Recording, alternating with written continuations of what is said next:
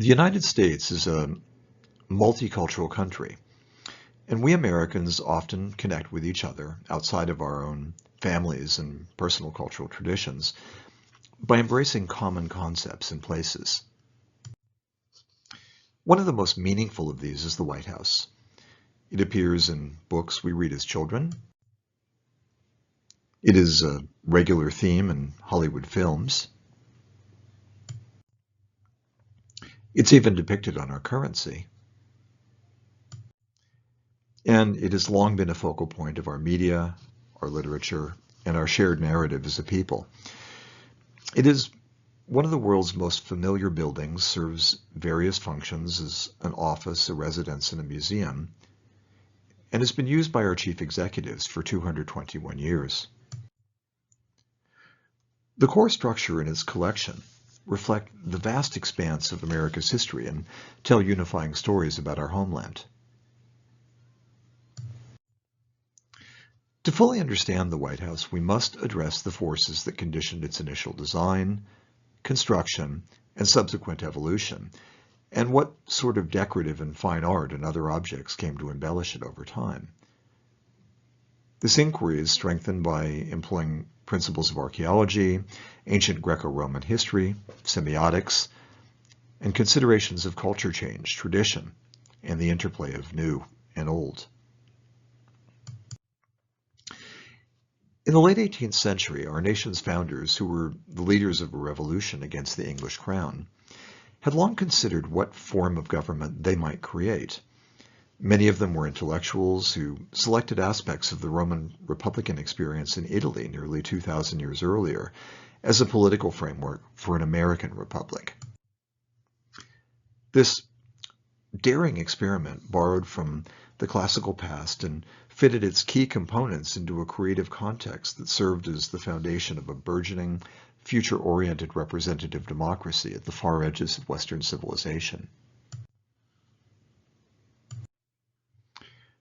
Our founders wanted their ideals to be expressed in the framework of the government and also embodied in the actual edifices of a new federal district, today's Washington, D.C., such as we see here, the neoclassical style U.S. Capitol.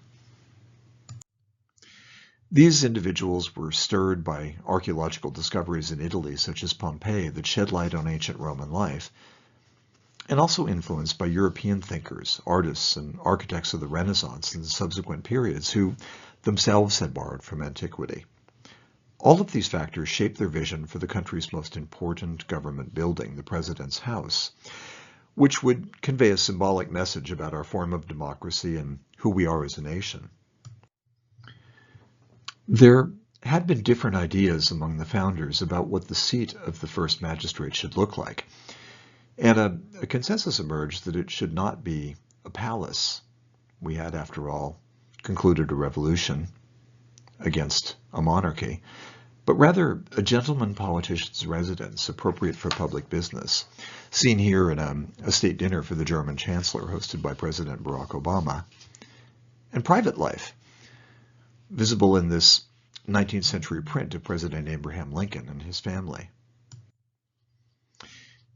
The American leader was to be a citizen who would live in a dwelling that reflected the duality of a Roman Republican aristocrat's home, a place for both work and domestic activities. Through their study of history, our founders created a precedent in which symbols from the past were contemplated, refined, and adjusted in subsequent periods in a perpetual cycle of memory and imitation, thus establishing a growing lexicon of models, templates, that served as inspiration for later generations. A central figure in this continuum, which first drew on Roman and Renaissance themes and then gradually took on an American cast, was the first U.S. president, George Washington. Like many among his 18th century American contemporaries, Washington imagined for himself a Roman alter ego, something of an avatar.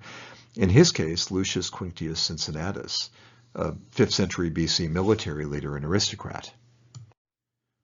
Cincinnatus had been called from his farm to defend Rome, and after a successful campaign, put down his sword, renounced authority, and returned home. Washington, whose actions molded the office of the presidency for posterity, retired to his own farm after serving his country, and, like Cincinnatus, upheld Republican ideals by promoting the peaceful transition of power. Washington also played a critical role in the erection of the White House, from selecting its site as part of a survey and plan for the new national capital, to physically marking the location of its north walls and entrance. A federal commission appointed by Washington advertised in 1792 a competition for the design of the president's house. The commission, with Washington's approval, selected Irish-born architect James Hoban, whose proposal was inspired by ancient classical models as interpreted in 16th century Italy and subsequently elsewhere in Europe, including Ireland. Hoban's vision was particularly shaped by Leinster House, a mid-18th century neoclassical structure in Dublin. Later modifications to his original White House plan reflected discussions about the relative stateliness of the dwelling and how it would characterize the presidency. But like many construction projects, some changes were also determined by considerations as mundane as available funds, materials, and labor. Work officially began in autumn 1792 with the laying of a cornerstone. The facade echoed classical symbolism with elements such as cornices, pediments, and architraves. Expert stonemasons from Scotland decorated the White House with garland and rose carvings and other embellishments. But the workforce also included enslaved African Americans who were involved in all aspects of the operation. And this fact places into stark relief the paradoxical existence of slavery, alongside concepts of freedom and liberty. Construction lasted until late 1800, when John Adams became the first chief executive to occupy the house, which was still not entirely finished. And given the importance of George Washington as the structure's patron and creator of the initial precepts of the presidency, the first artwork to enter the building was, appropriately, a 1797 Gilbert Stewart portrait of Washington as president. The sheathed sword represents, like Cincinnatus, his former military service, in this case commanding the Continental Army during the American Revolution, and civilian clothing shows that he had resigned his commission. This painting, which still hangs in the mansion, was a fitting example of how future objects in the collection should exemplify America's history, ideals, and prevailing tastes. Thomas Jefferson entered the White House as third president in 1801 and commissioned architect Benjamin Henry Latrobe to add terrace pavilions for domestic purposes on the east and west sides. We see these here in a later design by Latrobe for a potential south portico. The architectural footprints of the Jefferson period terraces, because of their connection to a revered president, influenced plans for future wings into the 20th century, carried on our theme of memory and imitation, and reinforced the symbolic value of Hoban's 1790s neoclassicism. A determining factor in the structural evolution of the White House, and an unintended catalyst for its collections over time, was the 1814 burning of the building by British sailors during the War of 1812. Before fleeing, then President James Madison's wife Dolly had the prized Gilbert Stewart portrait of Washington removed from its frame and sent to safety.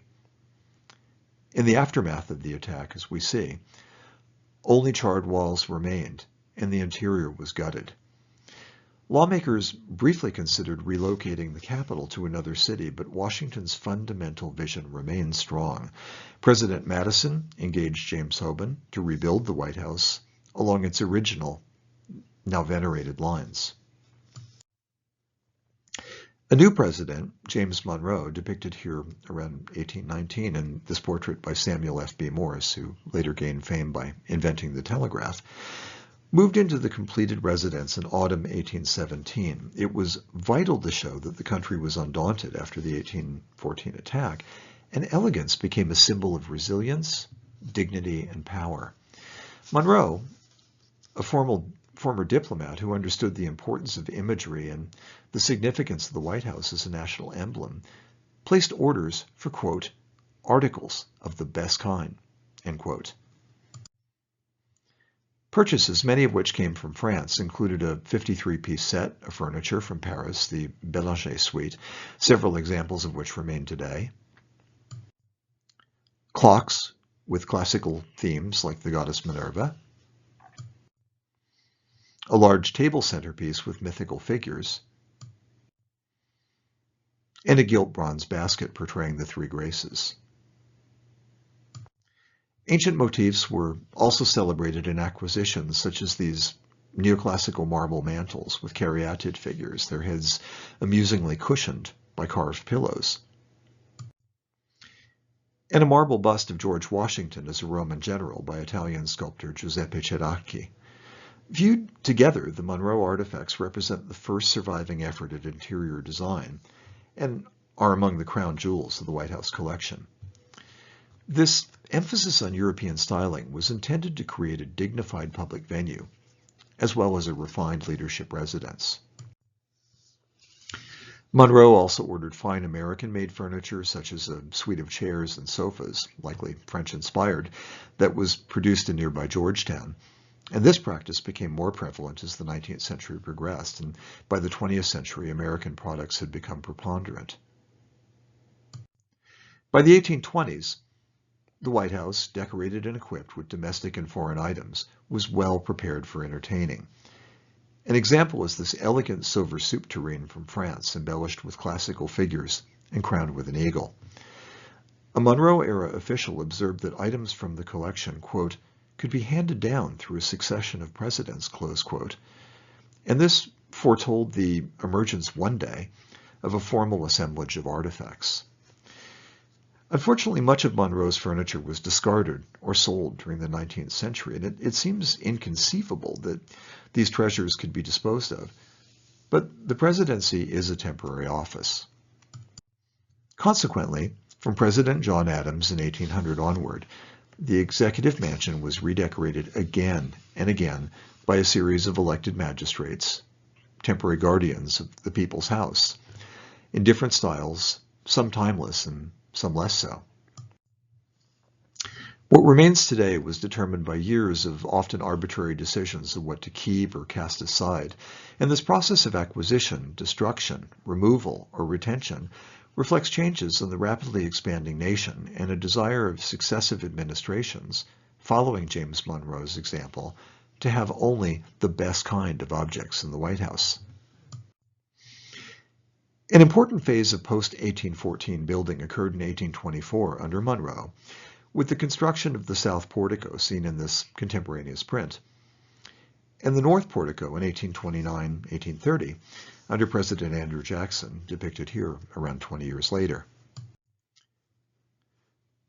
These modifications, carried out by the original designer James Hoban, acknowledged revered architectural precedents from the 1790s. And with the completion of this work, the external appearance of the White House was stable until the 20th century. Despite his avowed populism, which had seen his boisterous supporters cause some damage during his 1829 inaugural reception, Andrew Jackson undertook refurnishing, in particular the East Room, in elegant style, with items, foreign and domestic, acquired from a French-born dealer in Philadelphia. He also sold old White House furniture, a practice that became a leitmotif for years, to buy a silver service made by a renowned French silver and goldsmith in the neoclassical style from the estate of the Russian ambassador. Like Washington before him, Jackson was portrayed here in this 1839 marble bust wearing a Roman toga, and his successor, Martin Van Buren, who likewise spent lavishly on embellishments, was also represented in a Roman-style bust, which we see in an 1842 painting of his daughter-in-law, Angelica Singleton Van Buren. From the 1830s to the 1850s, the United States grew exponentially. National borders reached the Pacific Ocean, wars expanded U.S. territory, and the inexorable road towards civil war gained momentum. We see pieces in the collection that chronicle these times. Several years prior, during Monroe's presidency, Charles Byrd King painted portraits of Native Americans who visited and met the chief executive. President James Polk bought goods from New York merchants, and his successors also patronized American firms. And Zachary Taylor, seen in this daguerreotype, who had been a general during the Mexican War, was given a gold walking stick head that recalled his victory at Buena Vista in 1847. In 1860, President James Buchanan purchased a Rococo Revival furniture set from Philadelphia, here on the left. And the White House was additionally graced that year by this beautiful porcelain water bowl on the right, a gift from the first Japanese diplomatic delegation to the U.S. After George Washington's pivotal role in affirming the significance of the White House for the country, the sacrifice of President Abraham Lincoln and his family during the Civil War, which mirrored a time of crisis for many, assured the near sanctity of the mansion, a series of tragic events culminating with the president's assassination in 1865, and this photo was taken just weeks before. This humanized the house for Americans then and in the future. When Lincoln first occupied the executive mansion in 1861, it was in poor condition, the result of ceaseless wear and tear. Public areas needed refurbishing, and Mrs. Lincoln spent lavishly to improve the interior in Victorian style. Artifacts from this time are found today in the so-called Lincoln bedroom and an adjacent sitting room created by President Harry Truman in 1952 to honor his predecessor. The main area had served as Lincoln's office and cabinet room, and the bed, round table, and chest of drawers seen in this photograph were among Mrs. Lincoln's acquisitions. The chamber contains a portrait of Andrew Jackson that Lincoln himself had in the office, and a clock purchased by Jackson and also present in Lincoln's time. Additionally, it has period furniture and wallpaper recreated in 2005 from early depictions. Notably, this room witnessed Lincoln's 1863 signing of the Emancipation Proclamation that freed 4 million enslaved people. By the end of the Civil War, the White House was, once again, in a sorry state. Troops had been quartered downstairs, and offices were worn from continuous use. Andrew Johnson, Lincoln's successor, considered moving the residence to another location, but Ulysses S. Grant, who followed him as president, recognized the symbolic importance of the mansion and did not agree to a new one, nor, with just one exception, did the presidents who followed. Instead, there began 3 decades of internal improvements in Victorian decoration, visible here in Johnson's East Room with its traces of classical geometric styling, as well as several enlargement plans.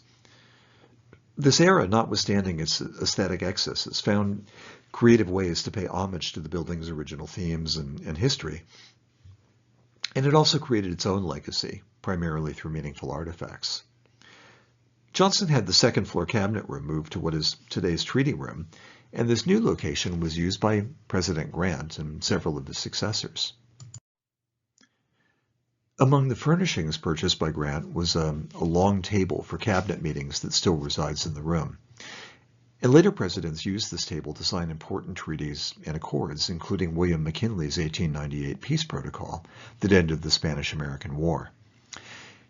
In keeping with the tradition of validating important historic moments with symbolic objects, a painting of that event was commissioned, seen here on the right, which also can be found in the room today. Grant's extensive redecorating transformed White House interiors in a high Victorian design style known as pure Greek, an homage to ancient models that was ridiculed by some as steamboat Gothic. It included classical-inspired columns and pilasters, acanthus ornamentation, and floor-to-ceiling geometric patterns, and it did not last the test of time. In the period from the Civil War to 1900, America was emerging increasingly as a world power and an industrial giant, and we see a growing comfort level about American luxury projects, from Grant's New York-produced furniture and still earlier examples, to the commissioning in 1882 of a contemporary glass screen by Louis Comfort Tiffany for President Chester A. Arthur. This separated the drafty north entrance hall from the cross hall and adjacent parlor rooms. Tiffany decorated one of these spaces, the Red Room, with Pompeian red walls reminiscent of the ancient Roman city, and also acknowledging President James Polk's red furnishing from 1845 that gave the room its name. And here we see the Red Room in 2000. President Arthur's aesthetic style makeover resulted in 24 wagon loads of old fittings being sold at public auction. Such cullings during the 19th and into the 20th century reduced the mansion's holdings from earlier times and eventually rendered even more precious those artifacts that remained. It is important to recognize two other parlors on the state floor visible in the middle of this diagram, because their names in history continue the theme of memory and imitation. The Green Room, seen here in 2018, follows a scheme created by President Monroe in 1818, while the neighboring Blue Room maintains Martin Van Buren's approach from 1837. This latter parlor is oval in form, a popular 1790s convention used by James Hoban, and has long served as a meeting space. Its design determined the configuration of the rooms above and below it, and was also a key factor in the later plan of the famous Oval Office. During the last third of the 19th century, and to a degree from the 1830s onward, technology had made great strides. Successive administrations incorporated indoor plumbing, central heating, gas lighting, telephone lines, electricity, and an elevator, and each of these improvements negatively affected the structural integrity of the White House in different ways. Here we see an electrical wire for a bedroom lamp dangerously hanging from the chandelier. The increasingly crowded second floor still accommodated officials and the president's family. Dirt, detritus, and disorder were everywhere, and there was a persistent rodent problem.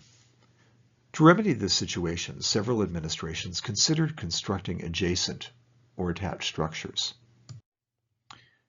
Mrs. Benjamin Harrison planned opulent Victorian wings as well as new greenhouses, and this would have coincided with the 1889 centennial anniversary of Washington's inauguration and included an historic art gallery. The Harrisons were unable to secure funding, however, and instead oversaw an extensive remodeling of the actual White House. The need to create extra space continued with President Grover Cleveland, and a new model was proposed in the mid-1890s, and this echoed the original roofline and retained the mansion's neoclassical details, but did not come to fruition. Finally, in 1900, under President William McKinley, another proposal would have coincided with the centenary of the first occupation of the White House, but was condemned by some as a monstrosity. Still, the idea to add wings, which also recalled unrealized plans from the 1790s, remained. In 1902, Theodore Roosevelt, an energetic young president with a large family in need of living accommodations, hired the architectural firm of McKim, Mead, and White to renovate the White House, revamp the second floor for family needs, and create space elsewhere for offices. This extensive, albeit hasty undertaking removed decades of Victorian decor and, while making some structural alterations, strove to return the mansion to its late 18th century aura and create harmony between its interior design and neoclassical exterior. This transformation forever cemented the importance and sanctity of George Washington's 1790s model. It also largely put an end to the phenomenon of the White House being remodeled according to the fashion of the times, and this, in turn, had an impact on the kind of items acquired, with an increasing emphasis during the 20th century on those that characterized the building's history. The second floor was now dedicated entirely to family quarters. And 2 floors below it, James Hoban's vaulted basement, remodeled as the ground floor, became a social entrance from a new small east wing connected by a colonnade that echoed Jefferson's earlier structure. And this is visible on the left during its construction, and on the right we see the plan of the rooms on the vaulted ground floor. Above this, the first or state floor visible again in the middle level of the diagram and comprising the east room, 2 dining rooms, the 3 color name parlors between them, despite some structural modifications, honored James Hoban's original design and remains to this day the official and ceremonial core of the mansion. The Roosevelt period Beaux-Arts style interiors were characteristically eclectic. In the blue room, we see American-made imitations of French Empire-style furniture reflecting James Monroe's earlier themes, as well as copies of neoclassical English-inspired pieces. The oak-paneled state dining room, reminiscent of an 18th century Georgian home, was adorned with hunting trophies on the walls and carved stone bison heads on a new mantelpiece. And the East Room borrowed from 18th century French styling, which, like Georgian decor, had been influenced in its own epoch by classical and neoclassical models. Never far from ancient Roman-inspired motifs, this console table, one of 3 created in 1902 for the state dining room, boasts formidable eagles. In the overall 1902 interior design, historic items were melded with new ones. The architectural firm also proposed an adjacent neoclassical-inspired edifice to accommodate government offices. And this meant removing the Victorian conservatory and greenhouses, and here we see Theodore Roosevelt's daughter Alice posing in the former. And the route from the mansion followed the footprint of Jefferson's early 19th century portico colonnade. The president's staff and a workroom for the chief executive were located in this temporary executive office building, later known by its famous name, the West Wing. And symbolically, however, the historic White House was so revered that Roosevelt still carried out most of his important meetings and bill signings in his study on its second floor. The Oval Office was constructed in 1909 during the administration of President William Howard Taft as part of a doubling in size of the West Wing. Taft was the first president to work in this space, and the room shape recalls Hoban's 1790s oval parlors. President Franklin Delano Roosevelt further expanded the West Wing in 1934. A key feature was relocating the Oval Office to the southeast corner, closer to the White House, and underscoring this new wing's deep connection to it. And here's a photograph of the enlarged building. You see the Oval Office in the upper right-hand corner of the building. And another on the left of Roosevelt and his wife Eleanor enjoying the West Colonnade near the Rose Garden. During the Second World War, the East Wing was augmented to incorporate a bomb shelter and later gained additional office space. In 1927, President Calvin Coolidge replaced the attic and raised the roof to create a 3rd floor. Unfortunately, this transferred weight onto the fragile interior walls with their inadequate foundations, and combined with nearly 150 years of hurried construction and technological improvements that had cut through structural supports, further weakened the building. The Coolidge family are visible on the left at the bottom of the south portico steps. By 1945, President Harry Truman, seen with his family on the right in the Red Room, was dealing with unstable plaster ceilings on the state floor and cracked walls. Engineers were called in and realized the imminent danger of collapse and deemed it necessary to preserve only the exterior shell of the house. Between 1948 and 1952, workers removed everything, created a new foundation for the outside walls, added a structural steel frame inside, and rebuilt the interior, put it all back together. Ultimately, architects and engineers honored the original White House plan, took into account the Theodore Roosevelt 1902 restoration, and upheld its symbolism. One of the discoveries to emerge from this effort was a series of banker's marks, seen on the right, carved by late 18th century stonemasons from Scotland that had been hidden from sight for over 150 years. Workers also located burned timbers, possibly from the British burning in 1814, and in an extensive cleaning project decades later, scorch marks from the attack, seen here on the left, appeared on the exterior walls beneath many, many layers of paint. Following the model in which changes honor tradition, President Truman's signature edition, created in 1948 before the Reconstruction, was a second-floor balcony on the south portico that respected James Hoban's 1824 design. Preserving the structural integrity of the White House created the conditions to better organize its holdings. A formal collection with a curator would be instituted by Jacqueline Kennedy, First Lady Jacqueline Kennedy, in 1961, but several earlier First Ladies guaranteed that important artifacts from the past would be appreciated. Indeed, it was only after earlier times had passed into the realm of remembrance that exceptional historic objects increasingly were celebrated as connections to a hallowed past, protected from the judgment of fashion, and safeguarded by posterity as relics worthy of keeping. And as we will see, this was a gradual process.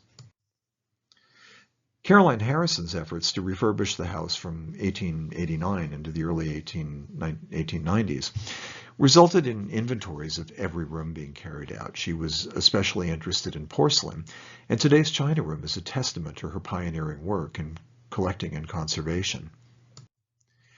In the early 1900s, Theodore Roosevelt's wife, Edith, created a proto-China collection and exhibited pieces in display cabinets in the vaulted entrance corridor, seen here on the left. And this, in turn, became the impetus to collect further. And in 1917, during President Woodrow Wilson's administration, the second Mrs. Wilson presented the china in a dedicated room, also situated on the ground floor and visible here on the right. These china holdings offer clues to tastes, commerce, cuisine, and hospitality over time. In the beginning, George Washington's wife Martha's personal china included late 18th century Chinese export ware, and we see this on the upper left image, on the left of the upper left image. During the 19th century, French porcelain was in fashion, and elements of the first commissioned White House State Service, ordered, of course, by President James Monroe, are seen here in the upper center image. By the late 19th and early 20th century, England held sway, as depicted in the Theodore Roosevelt Wedgwood china in the upper right, and later, only American producers were commissioned. In the lower right, we see the first U.S.-made presidential china by Lenox in New Jersey, the Wilson Service. Continuing the trend toward formalizing the collection, honoring the past, validating the present, and thinking of posterity, First Lady Grace Coolidge, seen here in 1927 with her pet raccoon, Rebecca, brought in some period antiques and others located in storage. And this signaled an emerging approach that employed furnishings to evoke earlier times. Mrs. Coolidge's efforts were reinforced by her successor, Herbert Hoover's wife, Lou, who used artifacts, originals and copies, with specific historical connections to the structure, creating a Monroe-themed room and a Lincoln study, and also cataloging assets. Here we see Mrs. Hoover with a reproduction of Monroe's late Louis XVI style desk that she had had commissioned. And as had been the case for decades, and continues to the present, items move from room to room to suit the desires of presidents and their families. Successive administrations continued to secure noteworthy objects, such as Franklin Roosevelt's 1938 Steinway grand piano with its eagle motifs that became valued possessions. And this piano was decorated with musical-themed friezes, including African American and Native American dances. After the Truman renovation, further efforts were made to find furnishings related to the mansion. However, funding for improvements was largely exhausted by the structural restoration, so neoclassical reproductions were acquired for the family rooms. From 1953 to 1960, President Dwight D. Eisenhower's wife Mamie took an interest in White House china, and late in their administration created a themed design in the ground floor diplomatic reception room, setting a precedent for the collection gradually becoming a museum. In late 1960, she gave a tour to incoming First Lady Jacqueline Kennedy, who saw the importance of continuing this work. Mrs. Kennedy understood the meaning of the White House as a powerful symbol and wanted to bring the spirit of its past occupants to life through the careful collection and placement of important artifacts. She launched a search for notable items And among the finds was an 1817 French Empire-style pier table from the Monroe Belanger Suite.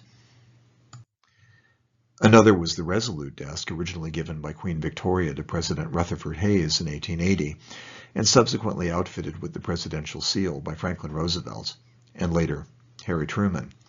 And here we see President Ronald Reagan at this desk in the Oval Office around 1982. Given the long-lived pattern of auctions, disposal, and destruction, however, inevitable missing items were viewed as a hole in the fabric of the country's history. To remedy this, Mrs. Kennedy resolved to acquire articles that once graced the White House but had passed into other hands, to restore existing objects, and to procure period pieces that reflected different eras. This involved setting up fine arts and other committees that advised on the historic integrity of refurbishing plans and also considered what to acquire. And the result was a series of thematically organized rooms containing original White House pieces and others that exemplified American tastes, styles, and ideals over time, and it also recognized James Monroe's early role. In 1961, the White House gained a curator and a catalog. It was officially recognized as a museum, and its contents were protected. And professional efforts at maintenance, expansion, and conservation have been ongoing ever since. Unlike a more conventional museum where the curator may have total oversight of the premises and its assets, the White House is a residence and a government office where artifacts play a vital role in creating visual narratives for visitors. The curatorial team serves as the institutional memory of the holdings and is engaged with research, collection, interpretation, preservation, and museum procedures, but they also liaise with operations staff to assure the safety of objects in this heavily used space. At official functions, guests can actually use historic furniture. They can sit on it. And presidents can employ antique china for special events. In this image, President Jimmy Carter's wife, Rosalind, greets the public in the Blue Room. And while one cannot sit on antiques during public tours, we still gain a sense of the kinds of traffic.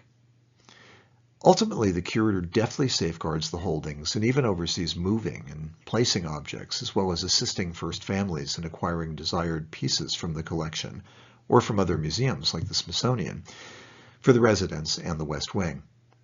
And beyond this, the office attends to articles in need of conservation, procures new items, and works closely with related support entities to achieve these goals. In Mrs. Kennedy's time, financing was needed to further her ambitious plans, and to accomplish this, an ingenious solution was found.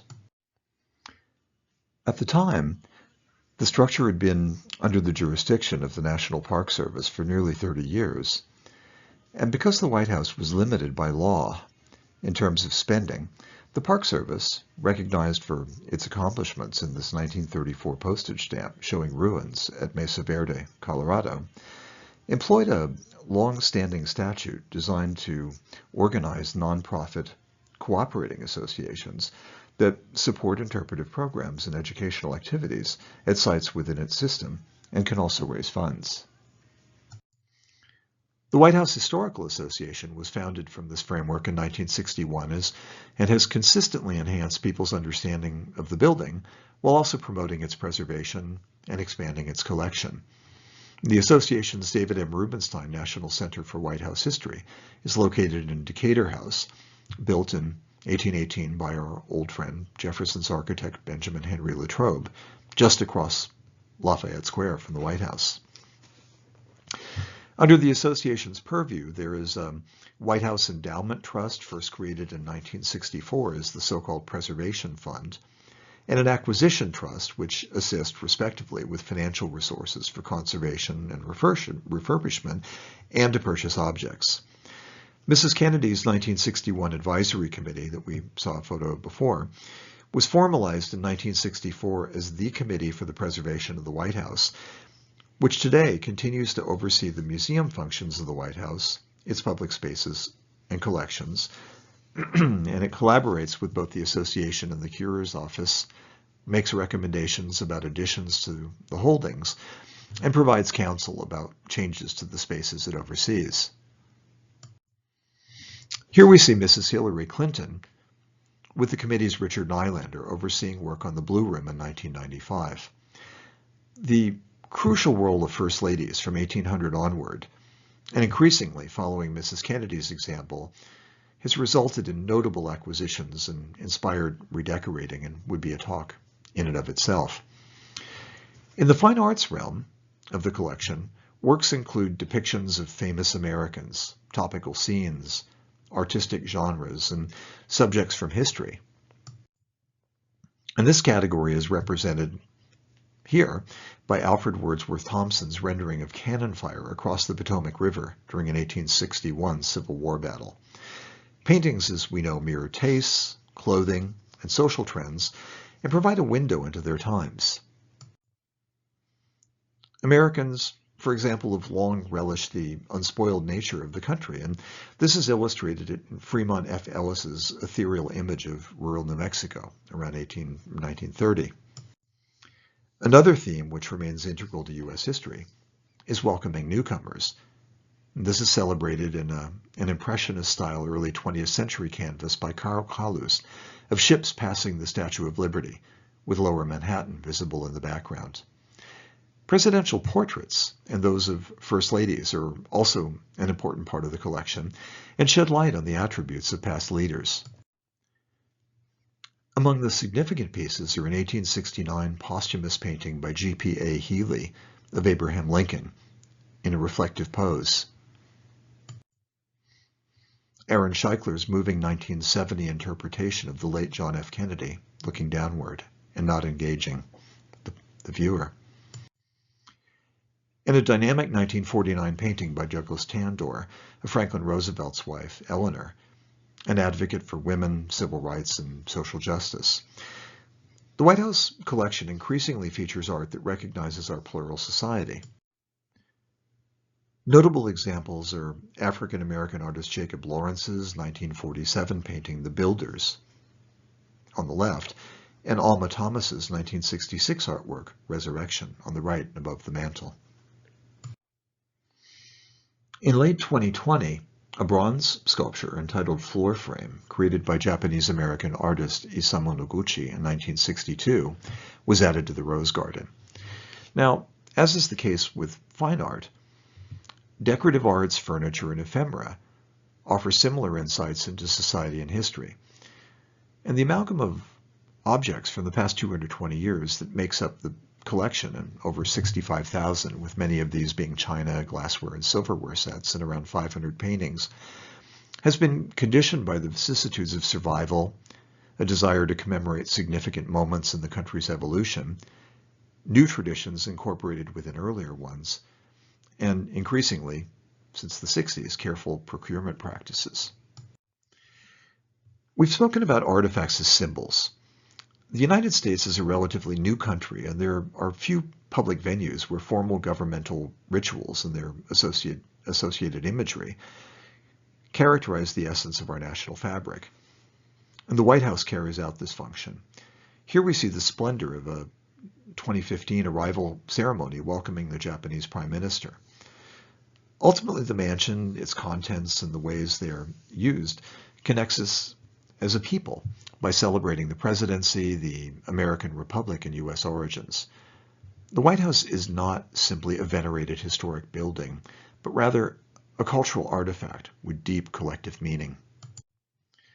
Its physical core has been maintained through periods of destruction, remodeling, and rebuilding, early 19th century portico colonnades, harkening back to President Jefferson, inspired today's West Wing and East Wings, and objects acquired since 1800 and collected formally since the 1960s validate old and new in an ongoing interplay that recognizes founding principles, depicts societal changes, and tells American stories. Ultimately, taken as a whole, the White House endorses the present, looks to the future, and finds meaning in the past. The President's House is literally the structural and artifactual embodiment of America's ever-evolving goal to create a more perfect union. Thank you.